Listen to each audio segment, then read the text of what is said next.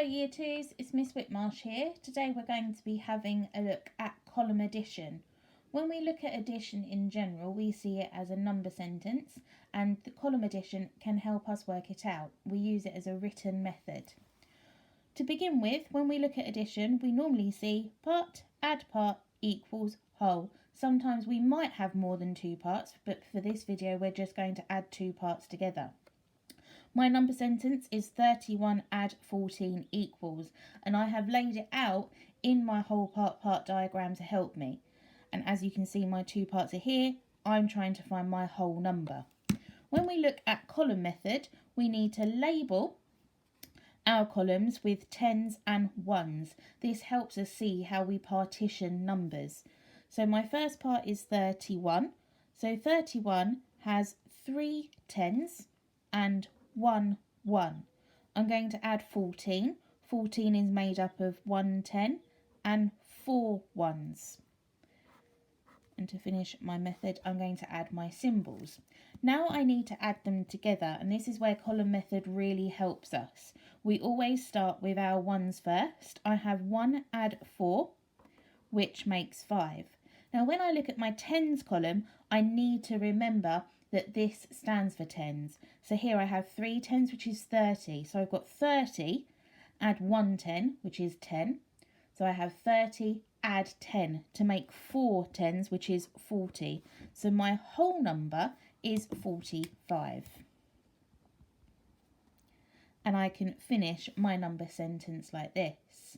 This is column addition with no regrouping. That number sentence was with no regrouping. We're going to have a look at another example with no regrouping so that we can familiarise ourselves with the method. So to start with, I need another number sentence. Now sometimes you might want to roll a dice or use number cards to make them up, or you could ask a grown-up to give you some number sentences. So I have 43 add 24. I'm going for a slightly harder challenge this time. If you want, you can still lay out your whole part diagram to help you, or you can go straight into columns. So I'm going to label my tens and ones first and carefully put my numbers in my columns. 43 add 24. Now I need to work it out.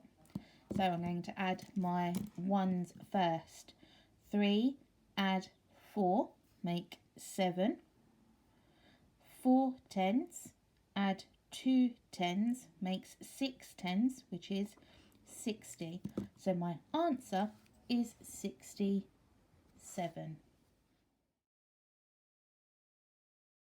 Now we're going to have a look at regrouping. Regrouping follows a slightly different method, but it's really important that you understand how to carry the ones when it goes over the tens barrier. Here's my number sentence, 37 add 45.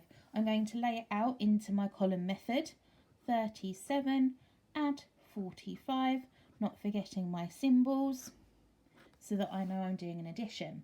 Now I'm going to add my ones first, like I did before.